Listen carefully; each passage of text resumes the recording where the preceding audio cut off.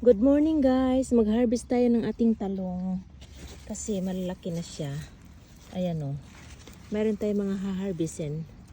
Ayan, ito ang ating gupitin natin to. Yan, ayan na, ayan na, ayan na. Ayan ang ating mga na-harvest guys. Ang pinakamahabang harvest ko ay ito. Oh, ang laki niya, oh, haba-haba. Ayan siya.